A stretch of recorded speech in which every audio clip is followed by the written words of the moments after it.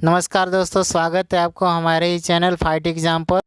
इस चैनल पर आपको सामान्य विज्ञान और सामान्य ज्ञान दोनों प्रकार के वीडियो मिलते रहेंगे और आपसे मेरा ये रिक्वेस्ट है कि वीडियो को अंत तक देखिएगा, तभी समझ आएगा। चलिए वीडियो को बिना लेट के हम स्टार्ट कर रहे हैं और स्क्रीन पे लेकर चल रहे हैं।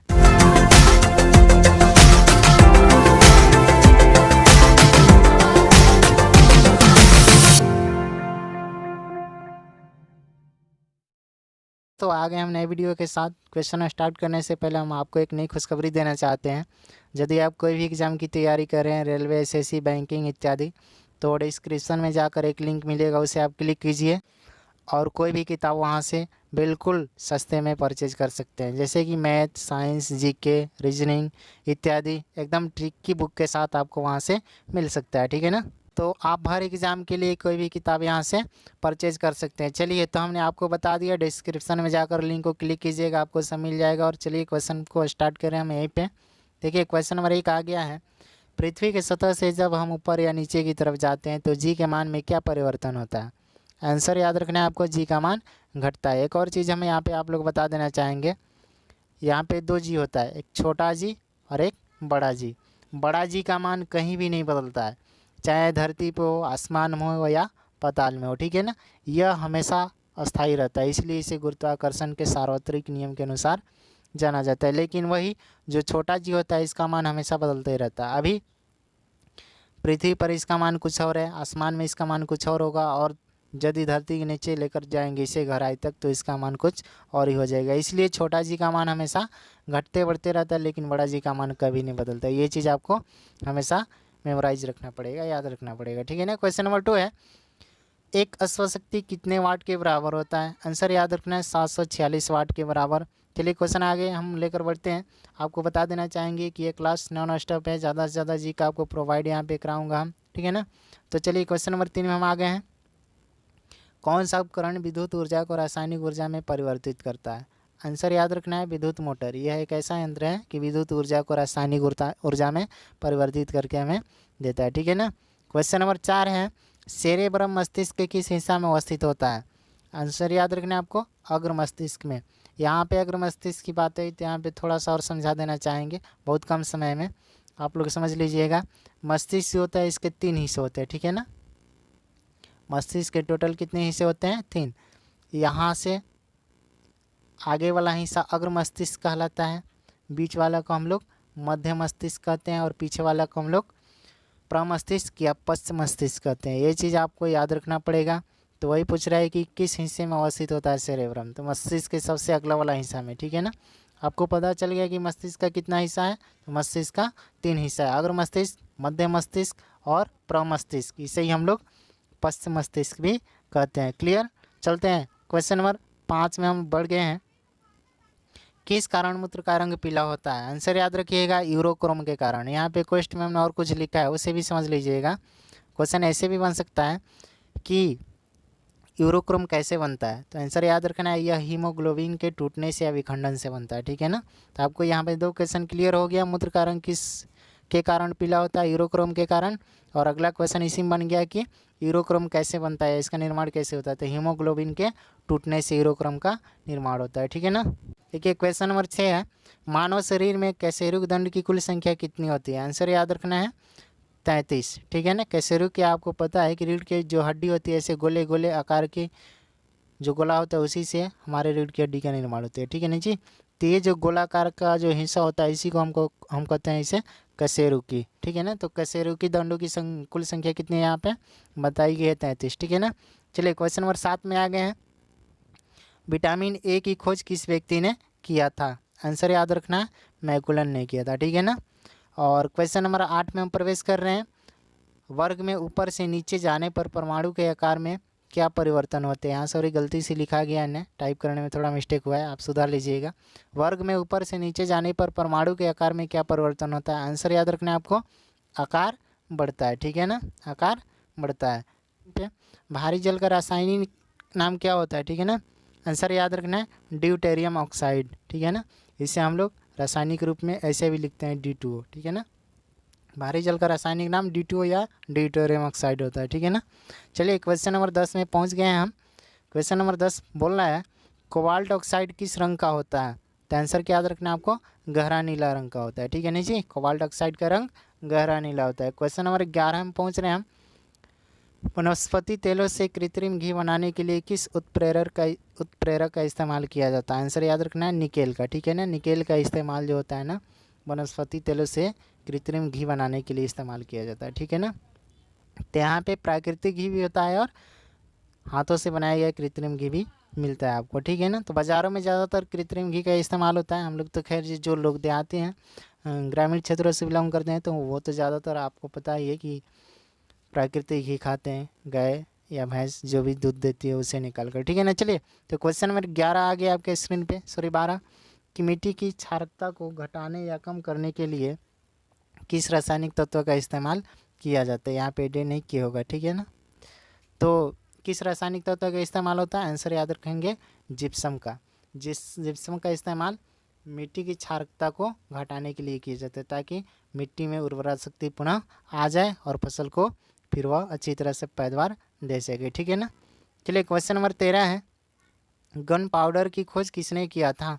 आंसर याद रखना है, गन पाउडर का खोज रोजर बेकन नामक व्यक्ति ने किया था। ठीक है ना, अगला क्वेश्चन आ रहा है आपके स्क्रीन पे, क्वेश्चन नंबर 14 आ गया है, वनस्पति विज्ञान का जनक किसे माना जाता है? आंसर याद रखना है थियोफ्रेस्टस। थियोफ्रेस्टस को वनस्पति विज्ञान का जनक माना जाता है। क्वेश्चन नंबर 15 आ गया है, वह एकमात्र हार्मोन का नाम बताइए, चाहे कौन है, जो गैसीय रूप में पाई जाती है। आपको याद होना चाहिए क्वेश्चन, तो एथिलीन। ठीक है ना, एक ऐसा हार्मोन है जिसको फलों को पकाने के लिए भी इस्तेमाल किया जाता है। कच्चा फल तोड़ करके यदि एसिटिलीन या एथिलीन गैस जब प्रयोग में लाते हैं तो फल पक जाता है। ठीक है ना, तो यही गैसीय अवस्था में पाया जाता है। चलिए क्वेश्चन नंबर 16 है आपके स्क्रीन पे, क्वेश्चन नंबर 16 बता रहा है सापेक्षता का सिद्धांत किस व्यक्ति ने दिया था? आंसर याद रखना है आपको, अल्बर्ट आइंस्टीन ने दिया था सापेक्षता का सिद्धांत। ठीक है ना, क्वेश्चन नंबर 16 हो गया। 17 में आते हैं, पेस मेकर का संबंध शरीर के किस अंग से है?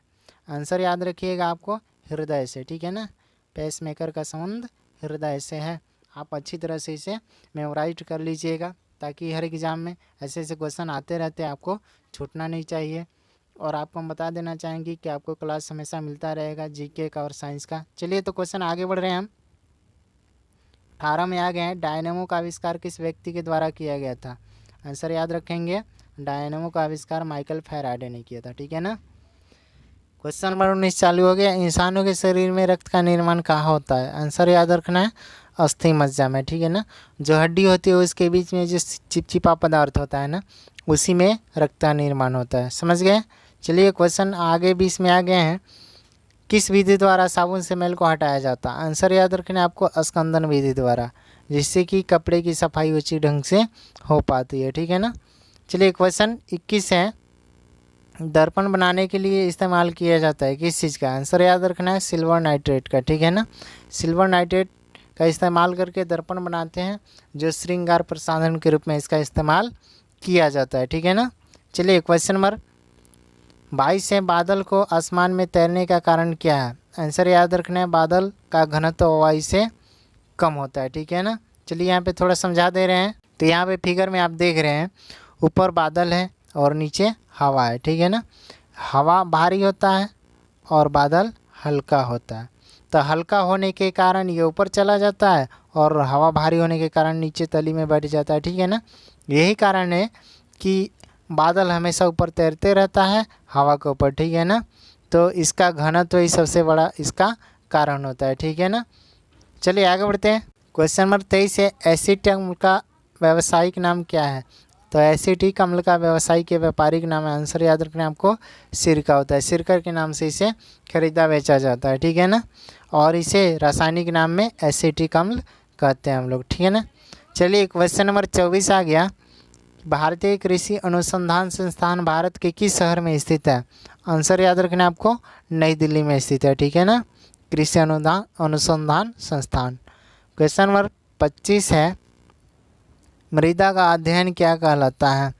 तो आंसर याद रखना आपको, मृदा का अध्ययन पोडोलॉजी कहलाता है। ठीक है ना, चलिए क्वेश्चन नंबर 26 है। चलिए यहाँ पे आप लोग ज़्यादा नर्वस न होइएगा, नॉन स्टॉप क्लास है, जल्दी से जल्दी ज़्यादा क्वेश्चन करा रहे हैं, इसलिए थोड़ा तेज़ चल रहे हैं। 26 है, फलों का उत्पादन क्या कहलाता है? फलों का उत्पादन हार्टिकल्चर कहलाता है, ठीक है ना। यहाँ पे ऑप्शन में दिया गया हार्टिकल्चर। देखिए क्वेश्चन नंबर 23 है, विटामिन बी की कमी से कौन सा रोग उत्पन्न होता है? तो मानव में जब विटामिन B6 की कमी, सॉरी 6 नहीं बोले, जब मानव में B6 की कमी हो जाएगी तो उस समय एनीमिया और त्वचा रोग, दो प्रकार की रोग उत्पन्न होती है, ठीक है ना। एनीमिया क्या है? जब शरीर में खून की कमी हो जाती है तो उसे एनीमिया कहते हैं। और त्वचा रोग तो आप लोग जानते हैं, तरह तरह की फुंसी, ठीक है ना, खास खुजली या दाद इत्यादि होने लगता है, तो वही है त्वचा रोग, जिसे चर्म रोग भी कहा जाता है। चलिए क्वेश्चन नंबर 28 है, विक्रम साराभाई अंतरिक्ष अनुसंधान केंद्र कहाँ स्थित है? आंसर याद रखना है, त्रिवेंद्रम में। त्रिवेंद्रम कहाँ है? तो देखिए यहाँ पे लिख दे रहे हैं, केरल में स्थित है, ठीक है ना। क्लियर। चलिए आगे बढ़ते हैं। क्वेश्चन नंबर 19 है, ओजोन की परत वायुमंडल की किस पेटी में पाई जाती है? तो ओजोन की परत समताप मंडल जो पेटी है इसी में पाई जाती है, ठीक है ना। और एक और चीज़ हम आप लोग बता देना चाहेंगे, आप लोग क्षोभ मंडल का नाम सुने होइएगा। क्षोभ मंडल सबसे निचली परत है, इसी में बिजली का तड़का, ठीक है ना, इसके अलावा बादल का गर्जन, आंधी, तूफान, वर्षा, ये सारी की सारी घटनाएं क्षोभ मंडल में ही उत्पन्न होती है, ठीक है ना। जो हमारे पृथ्वी के सबसे नज़दीक वाले, यानी कि पृथ्वी से सटे हुए जो हिस्सा होता है ना ऊपर का, उसी को हम लोग कहते हैं क्षोभ मंडल। और लास्ट क्वेश्चन है आपका, बर्फ़ को गर्म करने पर इसके आयतन में क्या प्रभाव पड़ता है? आंसर याद रखना है, आयतन घट जाता है, ठीक है ना। और एक और क्वेश्चन यहाँ पे दिया गया है, घनत्व बढ़ जाता है। कब? जब बर्फ़ को गर्म करते हैं तो आयतन घट जाता है लेकिन घनत्व बढ़ जाता है, ये चीज़ आपको याद रखना पड़ेगा। क्वेश्चन ऐसे भी दे सकता है कि बर्फ़ को गर्म करने पर घनत्व पे क्या प्रभाव पड़ता है? तो आंसर याद रखेंगे, घनत्व बढ़ जाता है। कोई डाउट नहीं ना? चलिए, तो इस तरह से क्वेश्चन सभी क्लियर हुआ। आशा करते हैं कि आप लोग अच्छा लगेगा। अच्छा लगा हुआ तो वीडियो को लाइक कीजिए और सब्सक्राइब ज़रूर कीजिएगा और शेयर कीजिए ताकि ज़्यादा से ज़्यादा व्यक्ति इसे देख पाएँ। चलिए, तो अगले वीडियो में फिर मिलेंगे। टाटा।